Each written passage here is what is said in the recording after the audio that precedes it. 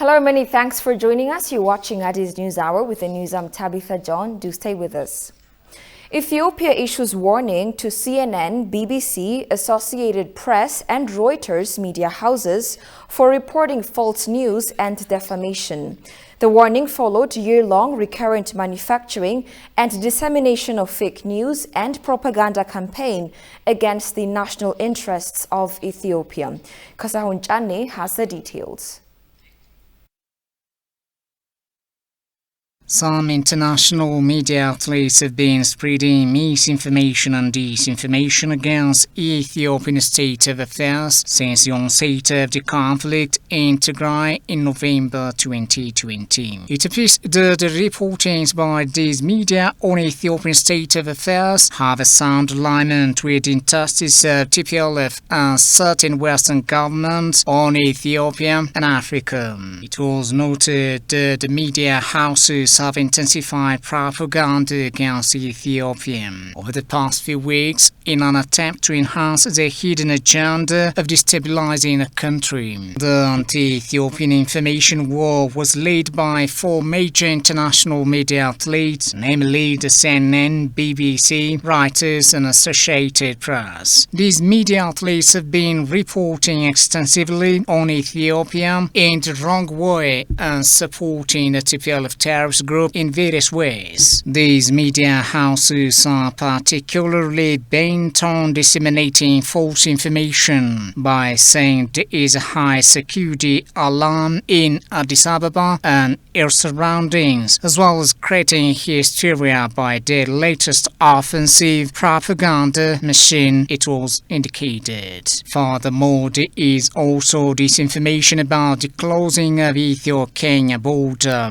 and about ethnic profiling in the capital city. These two are not true. To avert these ill intents of the media, the Ethiopian media authority stated in the latest that in issuing licenses for journalistic operations, expects reports not to endanger Ethiopia's national interest, territorial integrity, or the peaceful coexistence of the people of Ethiopia. Since the onset of the law enforcement operation in the northern region of Ethiopia by the federal government, the Ethiopian media authority has been monitoring numerous foreign media outlets and conducting a trend analysis on their reporting patterns on the issue, it added. The authority finds out that these media outlets have consistently disseminated news that sowed seeds of animosity among people and compromised the sovereignty of the country. The latter added some of the trends of media misconduct and shoddy reporting of the media include manufacturing and dissemination of false news and news analysis on Ethiopia to assess the TPLF's objectives, reporting the law enforcement operation as a genocidal campaign and undermining the government's efforts to address the humanitarian crisis in the Tigray region. Furthermore, the authorities said these media outlets were reporting that the government is using famine and rape as a weapon of war in the Tigray region, producing defamatory reports on the country's leading institutions and generating news seeking to discredit the country's leader in the international arena and put the country under intense diplomatic pressure. The authority also indicated that despite repeated attempts, formal and informal discussions to rectify journalistic misconduct of the media institutions, no significant change being registered so far. Given the authorities' responsibility to protect the well-being of the Ethiopian people from the dissemination of unsubstantiated information, it extended a written warning with an understanding that in the absence of ethical and professional journalistic operation, the authority would be compelled to revoke the license granted, it added. I am now joined over the telephone by Jonathan Tesfaye, Deputy Director of Ethiopian Media Authority, to give us more information on the warning issued by the authority. Thank you very much, Jonathan, for joining ETV English on the telephone. Thank you for having me. Would you please mention the rationale behind the issuance of the warning to the 4 global media outlets? So the 4 media outlets, namely CNN, BBC, Associated Press, and Reuters, we have sent a warning letter for these 4 foreign media outlets because of journalistic misconduct that we have analyzed for quite a while now. And after thoroughly reviewing their trend analysis and studying the patterns, we have decided to send them out a warning letter. Previously, of course, they have been communicated, and the several attempts has been made to inform our concerns, and we expect some changes, but that didn't happen. So now we are forced to warn this media outlets for the journalistic misconduct that has been observed through our media monitorings. So why were they too busy disseminating improper information against Ethiopia? What reasons do you think they had to do this? Well, of course, that needs a research, or perhaps this media outlet should answer that question. But as per our media monitoring and as per our trend analysis, we believe that there is a coordinated media campaign, and these 4 had been at the center of it, misinforming, disinforming, and in fact causing an undue diplomatic pressure on Ethiopia on inaccurate, unsubstantiated information disseminated on the global level. And that includes a variety of issues, starting from portraying the law enforcement operation in Tigray region as genocidal campaign, which is completely wrong, and of course has been disproved by the Ethiopian Human Rights Commission, jointly investigated with the United Nations High Commissioner for Human Rights. They have disproved these allegations, but this media has continued to accuse the Ethiopian government of such acts. And that's not only it. Also, they claim that the government has used famine and rape as a weapon of war, but these two has been disproved by this international organization, United Nations High Commissioner for Human Rights. But they have kept going on this narrative. And also, it's worth mentioning that most of the reports on this media undermine the efforts that has been taken by the Ethiopian government to address the humanitarian crisis in Tigray region and elsewhere. And in fact, as you all know, the Ethiopian government has been providing almost 70% of the humanitarian assistance into Tigray. And that's not only it. Also, there are hundreds and hundreds of trucks that went into Tigray region, but apprehended by the terrorist group. But this media did not only omit or ignore these facts, but they continue to disinform with unsubstantiated information the international audience by continuing to accuse the government of blocking aid entering Tigray. And this is completely unprofessional and unethical, and to the extent it could also indicate that there is a threat to our national security interests because of the intense diplomatic pressure that we have encountered for the last couple of months. And of course, again, it's very important to give attention to the way that they portrayed our leading institutions like Ethiopian Airlines, our National Defense Force, our Justice Minister, to defame their good reputation and name. Also, His Excellency Prime Minister Abiy Ahmed has been targeted in several articles on this news outlets, associating or trying to twist arms, mentioning his Nobel Peace Prize as if he's not the commander-in-chief. And when the Northern Command last year were attacked by this terrorist group, he had acted to reverse that threat. But instead of showing this context to the international community, international audience, they rather ignore this very vital information and then went on to narrate the story as if he just blatantly out of the blue went to war with the terrorist group. So again, this is completely unprofessional and unethical, and to the extent again that threatens our national security interests. So all this summed up, we believe that it is time to act, and as an initial, we have issued a warning letter, and further measures will be taken if this journalistic misconduct continue. All right, Jonathan. My last question for you is, Ethiopians have been complaining that the government has not been proactively informing the reality on the ground about the country's state of affairs to the global community through a vibrant media in foreign languages. What's your opinion on this? Do you share this opinion? Do you believe it's lacking?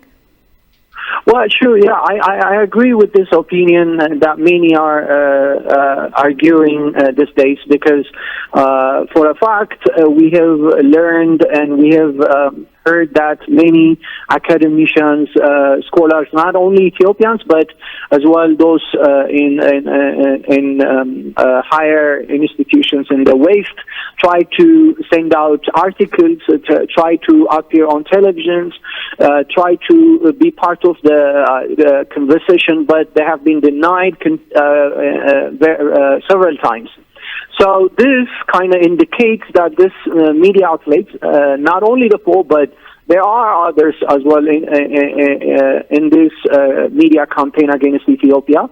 And we believe, or it's strongly recommended, that we as Ethiopia need to have a global broadcasting agencies or television or radio services that can communicate or that can send out or explain the Ethiopian cause to the global audience. Because when we refer to the international community, it doesn't mean it's just the West.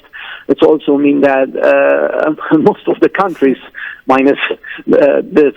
So I believe it's really important to have medias in Ethiopia operating in foreign language, French, Arabic, or English. Yeah. And it's also important to reach out other media houses that can give us their platform to voice our concerns, to communicate our cause, the reality to the wider international community. All right, Jonathan Tesfaye, Deputy Director of Ethiopian Media Authority, thank you very much for your time. What an explanation. Thank you, I appreciate it. Democratic Republic of Congo cautions that attempting to destabilize Ethiopia means undermining AU and Africa. Minister and Foreign Minister of Ethiopia, Dammeka Mekonnen, received and held talks with his counterpart from the Democratic Republic of Congo, Christophe Lutundula. During their discussion, the two sides covered a range of issues regarding the conflict in North Ethiopia and the role that the DRC and the African Union can play as part of the solution. Conveying a verbal message from the president of the DRC, Felix Tshisekedi, he said, as the current chair of the African Union, the president has been closely following the situation in Ethiopia. He said President Tshisekedi sent high-level DRC officials to Ethiopia as part of the Congolese delegation to show solidarity, brotherhood, and commitment to peace in Ethiopia. The president of the DRC strongly condemns any attempts to hold power through the use of force in Ethiopia and compromise the territorial integrity and sovereignty of the country.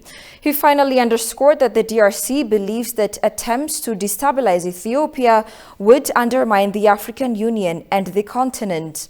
Deputy Prime Minister and Foreign Minister Dammeka, on his part, appreciated the initiative of the President of the DRC to support and encourage peace efforts in Ethiopia. He also outlined important points that Ethiopia would like to see from both the DRC and the African Union member states regarding issues in the conflict. He said Ethiopia expects a clear message of solidarity from the DRC that unequivocally and boldly condemns the TPLF for expanding the conflict to neighboring regions and prolonging the misery of the Ethiopian people.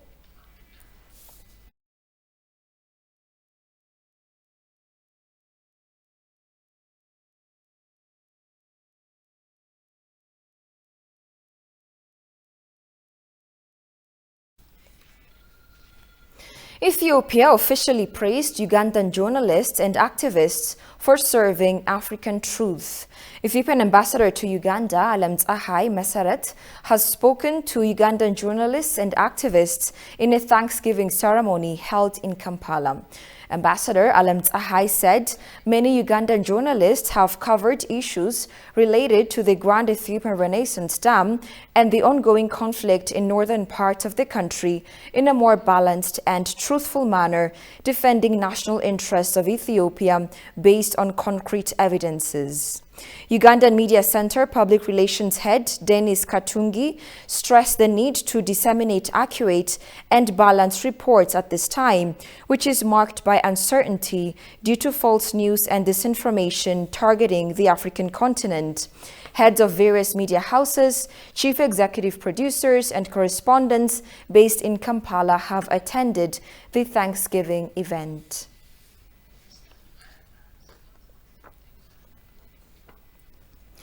The government of Ethiopia requires global and local organizations and individuals to register their communication tools they are currently using with licenses from the government. It also confirmed that any flight under Ethiopian skies is as safe as ever. Habtamu Ashagri has more. Briefing on Saturday, State Minister of the Government Communication Service, Lamai Kasa, discussed several issues. The State Minister said 7 community schools and 19 international schools have stopped classes without any considerable reason. The government of Ethiopia has warned 3 international schools in Addis Ababa over unwarranted discontinuation of classes based on disinformation being distributed by the terrorist PLF group. Following the measures taken by the government to resume the teaching process in these schools, the institution have now restarted classes, she added. On the other hand, Salamayat added that many citizens have got their personal weapon registered in an immediate response to the call from the government. Salamayat said people who have communication equipment including drones, communication radios, compasses, binoculars and other are required to register them. The government of Ethiopia said the general public is showing its impressive cooperation to register private weapons after the call of the government. አንደኛው እንግዲህ የወታደራዊ የቅኝት መሳሪያ ነው። እነዚህ የወታደራዊ ቅኝት መሳሪያዎች ውስጥ የሚካተተው First, it's important to register military communication tools like compass, binoculars, as well as GPS equipment owned by any individuals as well as institutions living or operating in the country. Second, we call everyone to register military and civil communication tools like communication radio and satellite cell phones. Third, it's important to register all telecom network equipment including drones within 15 days. Salamayat ensures there is no problem related with aviation safety and security concerns in Ethiopia. According to the State Minister, the PLF cliques and its allies are misinforming the general public about the aviation safety and security in Ethiopia. ይህንን በተመለከተ እንግዲህ የኢትዮጵያ ሲቪል አቪዬሽን ባለስልጣን Some responsible analytical media outlets are misinforming the global community about the aviation safety and security of Ethiopia. In this regard, there is no problem with our aviation safety. The Ethiopia Civil Aviation Authority confirms there is no worry on flight safety and security issue in Ethiopia. The government of Ethiopia also assures there is no problem with aviation safety in Ethiopia, and the government is implementing all international aviation safety procedures properly. The government of Ethiopia warns other international schools in Addis Ababa over unwarranted discontinuation of classes based on disinformation being distributed by the terrorist PLF group. Africans globally are joining the hashtag No More All Africa International social media campaign, which is aimed at countering distorted narratives against the African continent. The campaign is said to be the voice of all Africans for freedom and resilience, according to coordinators of the movement. They are showing solidarity against a proxy colonialism war on Africa through Ethiopia. Take a look. My name is Dare, and I am from Liberia. Ethiopia is fighting an African war, a fight that could change Africa. I stand with Ethiopia. Join the hashtag No More Moment. My name is Patrick. I'm from Rwanda. Ethiopia is fighting a war that could change Africa. I stand with Ethiopia. Join the No More movement now. Hello Africa, my name is Nikki. I come from Tanzania, and now Ethiopia is fighting an African war, a war that can change the whole Africa. Please join a No More movement and support an Ethiopia. My name is Chantel. I'm from Jamaica. Ethiopia is fighting an African war, a fight that could change Africa. I stand with Ethiopia. My name is Trevor Godifuna of the Trevor Godifuna Show. I'm president of Division 77 Universal Negro Improvement Association, African Communities League in Northern California. We stand in confraternity with Ethiopia. No more neocolonialism in Ethiopia. In Ethiopia, they're like, might we suggest Priceline.com? Like, I don't even know what that means. What do they mean when they say the State Department will help you book a commercial flight out? That's not helpful. People know how to book flights. That's like going, hey, do you need a ride? Do you need a ride? Yeah, well, I'm happy to help. So what you got to do is open Uber on your phone, then you hit request a ride. Best of luck, buddy. And please understand this. Please understand. This is a really complicated and sensitive story, right? Because for about a year now, the government has been at war with a rebel group. But that's like the simplified version, because there are so many layers of this conflict that we just don't have the time to do it justice. This is a huge beef with a history that goes back decades, involving rival ethnic groups, different territories, foreign interference, because African conflicts are never simple. They're super complicated, and everyone has different versions of events. They're basically like white people conflict, but with more seasoning. So from Russia's military to migrants in Belarus, and armies in Ethiopia, people everywhere are on the move. Welcome back again. Professor Anne Fitzgerald says Ethiopia has a potential to undo the current entanglements without ill-natured foreign interventions. Ethiopia's strong cultural asset is crucial to make the nation stronger, heal entire challenges, she said. Habtamu Ashagri presents Ethiopian News Agency's report. Ethiopia has a strong culture defined by decency, civility, nobility, pride, and its social capital needs to be preserved and protected, Professor Anne Fitzgerald said. University of Waterloo Professor Anne Fitzgerald told another, changing the current situation in Ethiopia into very positive, constructive, progressive and productive way is not going to happen overnight. Many conversations have to take place, those of dialogues and support for people at the community level, at the level of youth and at the level of family have to be conducted, according to Fitzgerald. The good thing is that the Ethiopian people have come together in a relatively strong way that we haven't seen before in the country's recent history. So I think that social capital is very strong at the moment. It needs to be preserved and protected.